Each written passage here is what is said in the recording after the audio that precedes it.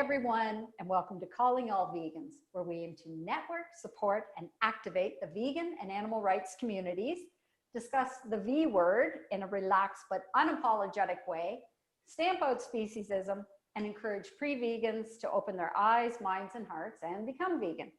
I'm Sue Spar. This is my friend and co-host, Alec Bosse. Hi, everybody, and thanks for tuning in today.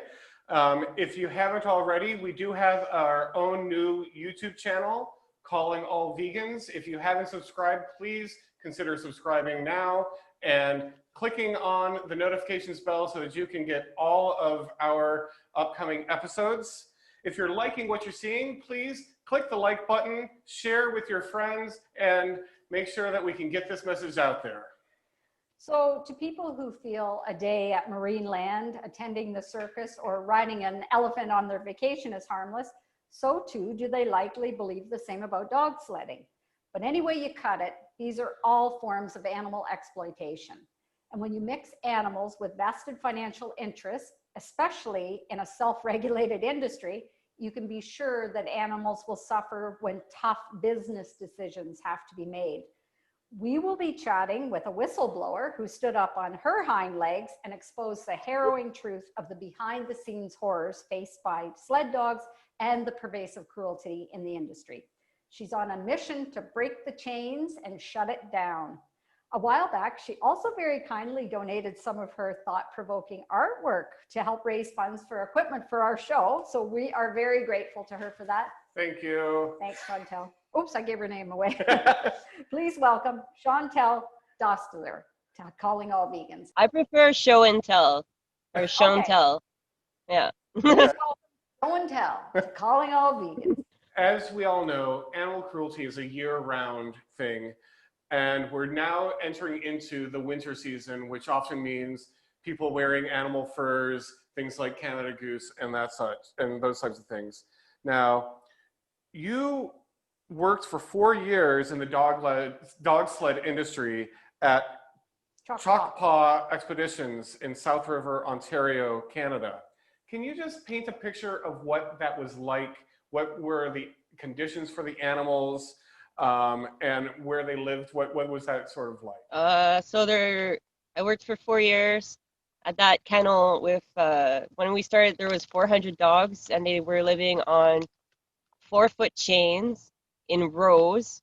Some rows varied from like 14 dogs down to 7. And the rows, so those dogs have like the 8-foot kind of circle that they can go because their chain's tied to an axle. And then there's a wooden skid to raise the plastic barrels that they live in, raise it up so they get shade in the summer, and also when it snows, the snow comes up so high that sometimes that barrel is just like right at where the snow is. Wow. It's terrible. It's kind of like a canine concentration camp. And I've heard it called that, yeah. Yeah, and I understand they had like collar rot and tumors and cysts. They were on those chains 24/7 in unbearable heat and cold. And when they were old or injured or sick and could no longer earn their keep, they were disposed of. So, yep, that's right. That's a nice way of saying it. So, seeing so much cruelty and dealing with these hundreds of dogs, did you ever start to disconnect and become desensitized and no longer see them as feeling individuals? No, I think it worked the other way around. When I started dog sledding, I worked at a kennel with about 30 dogs, and they were on like chains that were like 8 feet long. They were able to run around and like touch one another and play together. And when it was feeding time, like there'd be like 12 dogs out running around, things like that. And so I remember at first feeling like this seems a little off, but everybody around me is like, no, like this is how it is. And so I ended up living and working, with these dogs for at least a year, even though they were off property. Like we saw them every day for a year. I built connections, and then afterwards I started dating the guy. To be completely honest with you, I started dating the guy, right? And I was like, I don't want to be working for the guy I'm dating, so I wanted to strive for something better. and up in the Nipissing where I lived, you know, you're a guide, or you work with the forestry, or you work some other like really, and so it's a town of 1,000 people. I don't know how else to paint it. There's not a lot of work there. The economy of that town is generally their tourism because they're right beside Algonquin Park. So anyway, then I moved on to the kennel literally down the street that had 400 dogs.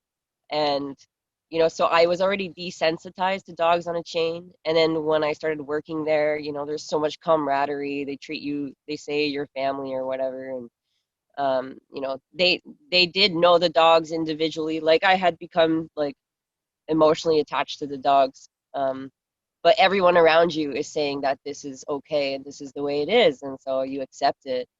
And like you said, I worked there for winters, and then my last winter, I progressed or stayed for the dogs, I guess. Sorry, sometimes I like my words really matter to me, and so really it's like the owner passed away, right? And then I started seeing things more clearly because there was only two of us working. I started seeing how the dogs were treated, and I don't know if that's how it was before I worked the summer there, but I have reason to believe that's just the norm. And the new employer or whatever, she was running around with her head cut off saying, oh, there's no money, feed them as little as possible, but not so much that the SPCA comes, you know. And like I was like, you know, in the shop with my coworker and this other woman that I guess is a coworker. Some of us were paid so illegally, right? And they're like, oh, just let it go. You just feed the dogs. Just ignore it. And it wasn't that I became more and more desensitized. I became more and more aware. Now, we interviewed Fern Levitt a couple of years ago, and she is an internationally acclaimed documentary filmmaker whose vital piece of work, Sled Dogs, has been dubbed the blackfish of the dog sledding industry. You were peripherally involved in this film, at least. How did you meet? So I was not involved at all with the film. She filmed in the summer, in between my first season and my second season, I believe. The years, you know, and and then I guess she got caught filming, and she got caught filming in her true intention, whether or not that was her true intention. My boss was like, there's this woman, she's crazy, don't talk to her, she's gonna twist your words, and everyone around us were like that anyway. And so after I had been fired,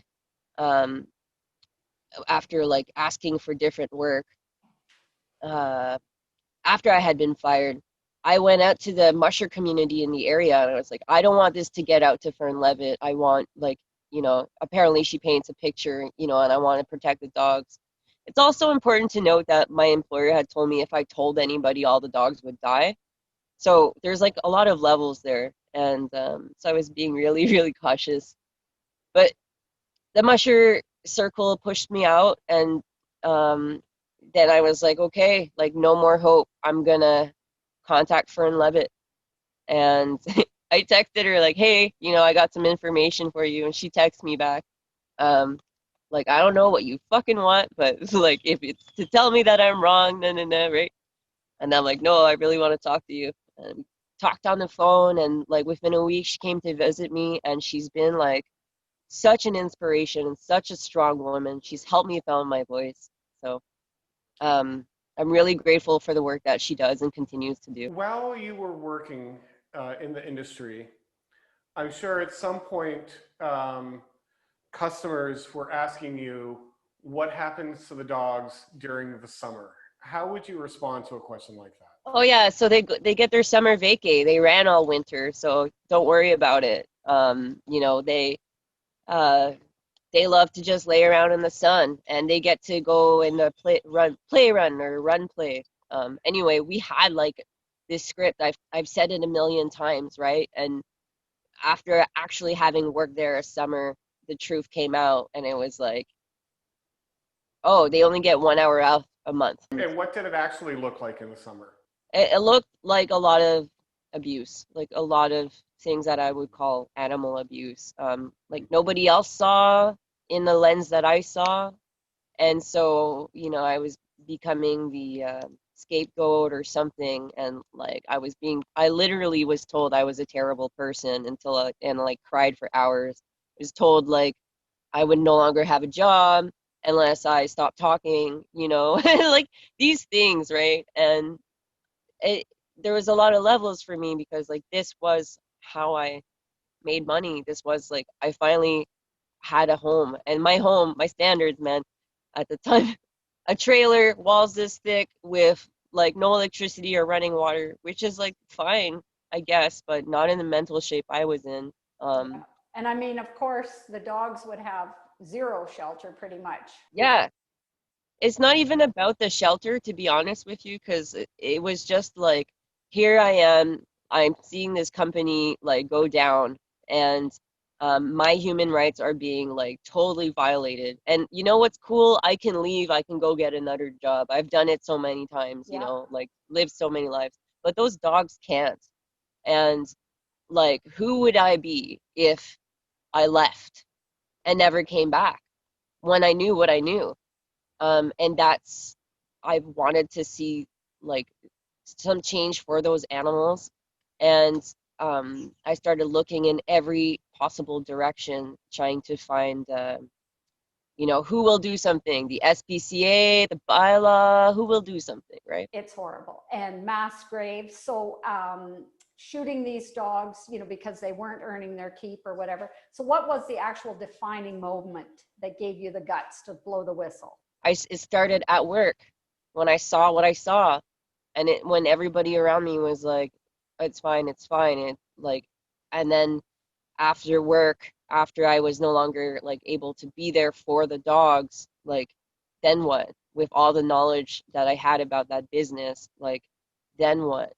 Um, and I just kept going until someone would do something. And what I ended up doing is I substantiated all my claims in every way possible. Like I even got the vet investigated and stuff. And like now, thankfully, I feel like it's off my hands. Like I'm done the work in a sense because it's in the lawyer's hands. Like we're going to the Human Rights Tribunal, and we're going to be talking about this um, in the Canadian law system. You spent a lot of time at Choctaw.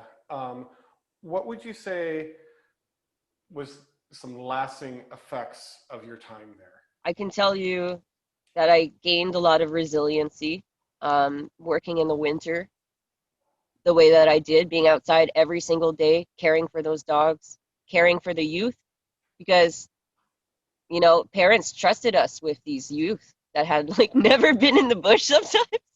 Yeah. The dogs are running at least, and they're loving that part. So there are some beautiful points. I love the guiding, and that's part of why I stayed so long. I love being outdoors, being able to share my home with youth, being able to, you know, just kind of like be a mentor for the kids out there. There's a lot going on in the world. It's cool to just be able to like chat and stuff and like hear about their dreams. I like to believe that whatever they took from going out there, at least with me, they could have brought home, and just having hope that you can actually do change. And I wanted kids to fall in love with the woods as much as I do, because when you love something, you fight for it, right? That's very true. That's true. Now, I do understand when Choctaw was closing down that Dogtails Sanctuary in King City had requested to take the dogs, give them veterinary care, rehabilitate them, and adopt them out. What happened instead? So this, I can only say like he said, she said, from the angle that Dogtails were coming with like the rescue of these animals and abuse. That's something that that company would never admit to. And so they adopted out their dogs to individuals, which I have not heard from yet, and likely to other kennels, if not in the area, then around Turtle Island. Sled dog companies like to push the narrative that these dogs are different. They're super athletes. They have no problem being isolated and chained because this is their nature. What's your opinion on that narrative? You give a dog a couch, it'll choose a couch. Yeah, very good. That's right. You are sort of a parent to two retired sled dogs, correct? Ooch Dog and Cargo. How was the transition from sled dogs to bed dogs? That's true. So Ooch Dog came from the first kennel I ever worked at.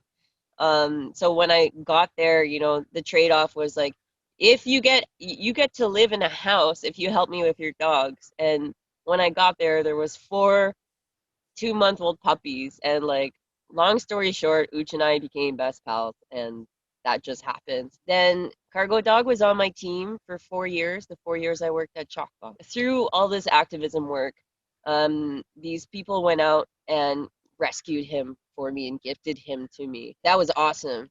And then they got mad because like I posted pictures of him because I was really happy, and they got mad because they were like, oh, now we can't adopt any more dogs because Chalkpaw knows that we're with you. I'm like, oh, okay. And then anyway, Lovely. they're not with me right now.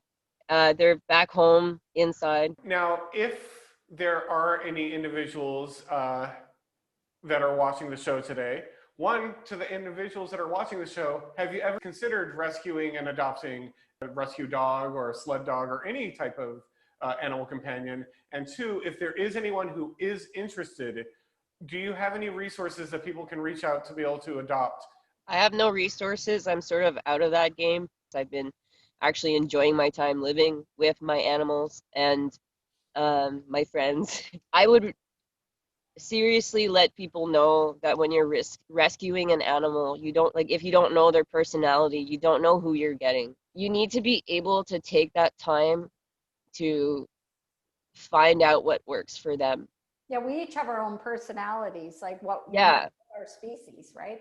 So if you're willing to do that commitment of adopting somebody into your life, into your family, then you have to really look out for what's best for them. And like, if what's best for them is them not living with you, then you have to tend to that, like make sure that's true. So I just wanted to talk a little bit about your artwork, and I'll just focus on one of the pieces that you have available on your Etsy page. And I actually purchased this piece. It's called Depression, and this was a very personal piece for you. Do you mind telling us just a little bit about that? After the trauma that I went through with that kennel, and like, no, I felt like the whole world was on my shoulders. I definitely did. Like, the dog world was on my shoulders. But it's not only that, like everything I've seen in the world, with the way that Mother Earth is treated, you know, I feel like if she had a body like ours, you know, would this be what she would be doing to herself? That's how I felt. And, you know, the way art works with healing therapy, putting it somewhere just really helped me take it out and be able to like look around and look at it and, you know, try to gain different perspectives. No, it's a great piece. So if there's individuals that wanted to reach out and contact you, follow you, perhaps get some of your artwork, what are the different details for getting in contact? Well, right now I'm trying to like put everything on Patreon because I hear that's what people use. Internet these days, you kids, it keeps changing. I can't keep up. Yeah. So everything's available for free, but like if people wanted to help, it's on there too. Can I tell you about what I'm doing right now? Absolutely, Yeah, sure. We'd love to hear that. Sure. So I don't know if you can see the gray in the back there. Yeah. Yeah. So right now what I'm doing is I'm holding space. I went to the Moose Moratorium up in Kitigan-Zibi, which is near Maniwaki, and I Easy for you to observed. say. I observed and you know, took witness, and the people there, what they're doing is they're protecting the moose, because basically the companies who sell tags for moose have decided to sell hunters tags, like westernized Western people, whatever, Canadians tags. And so the Algonquins are saying no, like the moose can't handle it. They're gonna leave, you know, and they're trying to protect that space for their community, but for the moose, the community, it's all interconnected, right? And so while I was there, we were holding a blockade in Parc de la Vérandrie, and now, you know, it's not where I live. So now I'm in Anishinaabe. I'm back home, holding a fire for people in my community to come and, you know, offer their prayers to the moose as well. And, you know, I started on Thanksgiving. The moose has a lot of really important teachings, and around here, the moose is directly tied to the 7 grandfather teachings, which is something I follow with my heart. And the moose represents respect. And so I'm going to stay here because right now, the people, the Algonquin people there, they got served an injunction from the Canadian government, even though the Algonquins there said the year before there will be no hunt. So I want there to be some sort of resolution. Mm-hmm. Okay. I'm just going to give Chantal's contact details. virtuousmusher.com. On Etsy, your Chantal Dostaler. Your IG, your Instagram, me too we. So METOOOUI. FB, your show and tell. YouTube, show and tell as well. And on Patreon, your preferred platform, Chantal Dostaler. Thank you very much for sitting down with us, Chantal. I really appreciate it. It's been a while in coming. So Thanks Thank again. you. It's really been a pleasure to speak with you. We need to work together like the geese do. Maybe sometimes someone has to take the lead, but we all have to work together. And I don't care which part of the circle you're from, whether you're an ally, you're an accomplice or questioning, or you're Indigenous. absolutely. No, that's absolutely true. Thank you so much. It was a pleasure. Miigwech, lots of love. Thank you so much for the opportunity. Thank you.